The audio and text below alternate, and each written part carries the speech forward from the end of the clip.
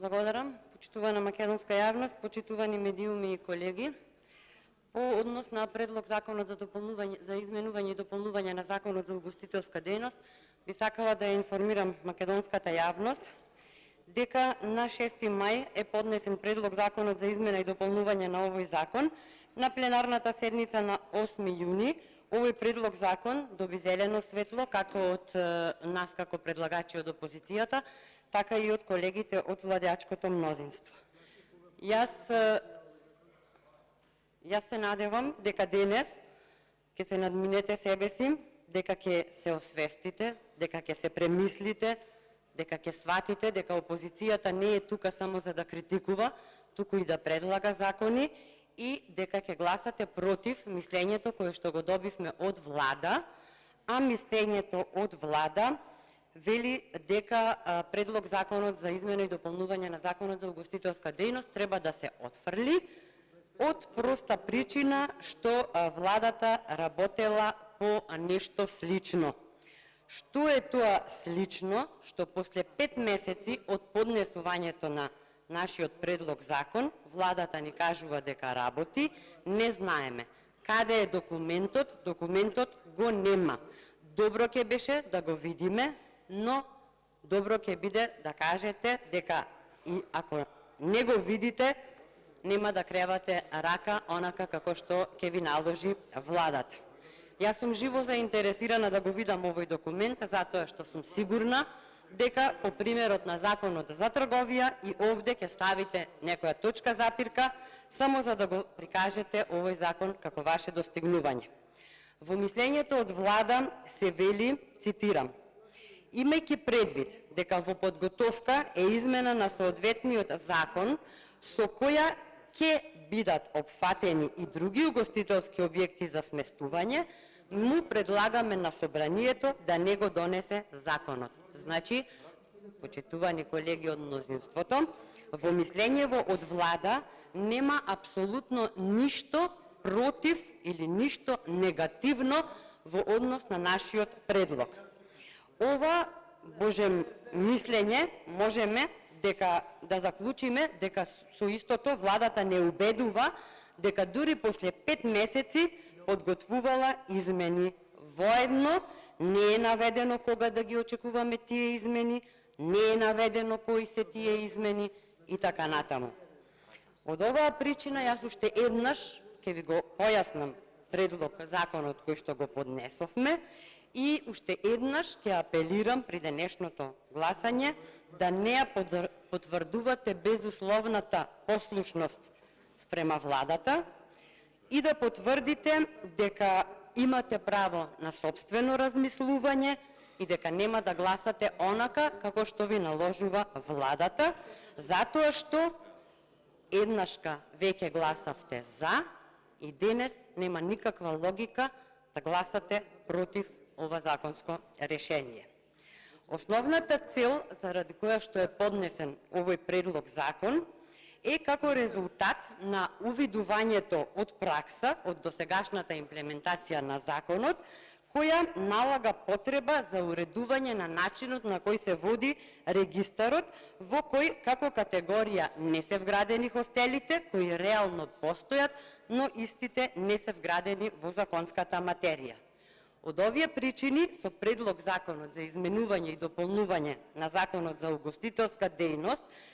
сметаме дека ќе се обезбеди доследна примена на одредбите од законот, ќе се уредат условите под кои угостителски услуги ќе се даваат и во хостели кои во моментов се користат и ќе се уредат членовите од законот кои со претходните измени или дополнувања на законот биле изоставени од текстот на предложените и донесени закони, а кои при примената на постојниот закон представуваат само безпредметен текст. Предлог на Законот за изменување и дополнување на Законот за угостителска дејност содржи 8 члена, при што со членовите 1 и 7 се уредува дека начинот на водење на регистарот од страна на градоначалникот на општината, а во градот Скопје регистарот што го води градоначалникот на подрачјето на градот Скопје, треба да се уреди со правилник кој го пропишува министерот кој раководи со органот на државната управа надлежен за работите од областа на угостителството. Со предлог законот за изменување и дополнување на законот за угостителска дејност се уредува дека во комплементарните сместувачки објекти покрај ноќевалишта, гостилници, кампови, приватни сместувачки капацитети, соби, апартмани, станови, куќи, одморалишта за деца, за младинци, работници, лица со попреченост и слично, други комплементарни објекти, феријални домови, планинарски и ловни домови и куќи, објекти за привремено сместување и слично, спаѓаат и хостелите. Со донесувањето на законските измени кои ги предлагаме и со кои се предвидени предметни изменувања и дополнувања на одредбите од досегашното законско решение, ќе се надминат можностите за злоупотреба на законот од страна на одредени субјекти кои вршат угостителска дејност и за кои не можат да се изречат глоби и прекршочни санкции за сторен прекршок, наспроти законски предвидените категории на вршители на угостителска дејност за кои е уреден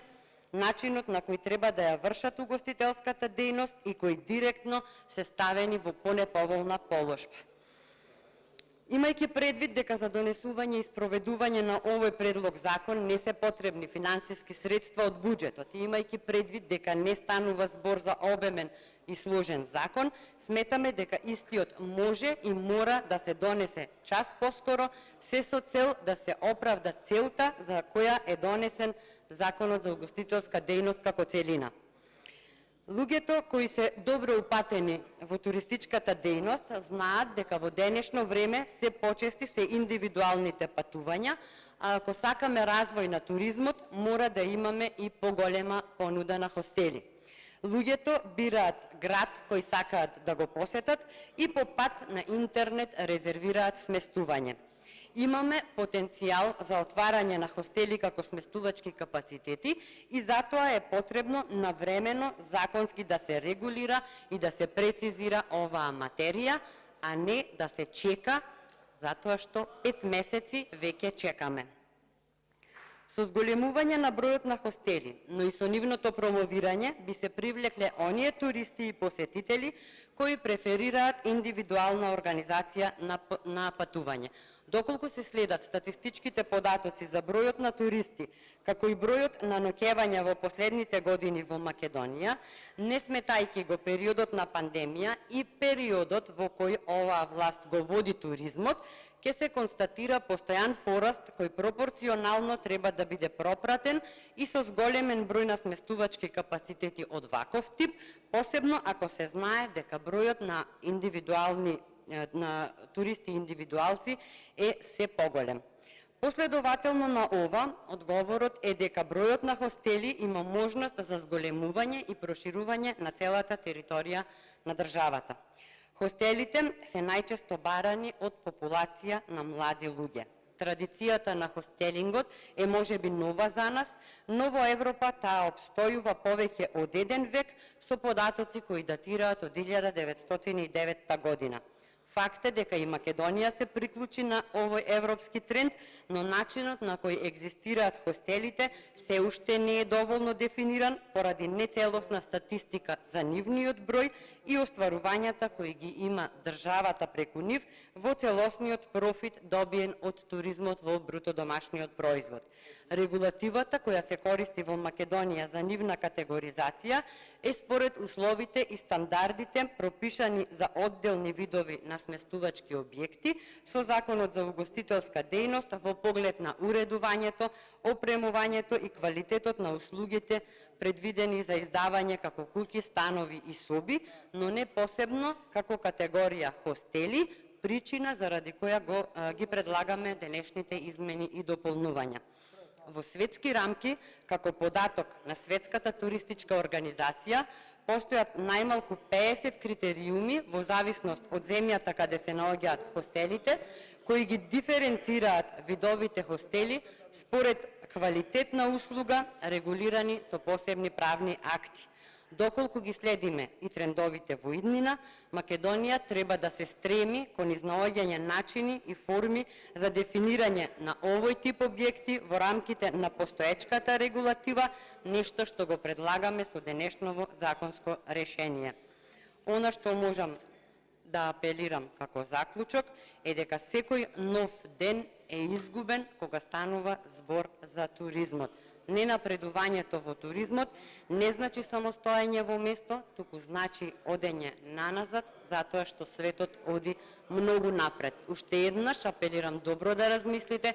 и да го отфрлите мислењето од влада, да се прифати предлог законот за измена и дополнување на законот за угостителска дејност кој го предлагаме. Ви благодарам.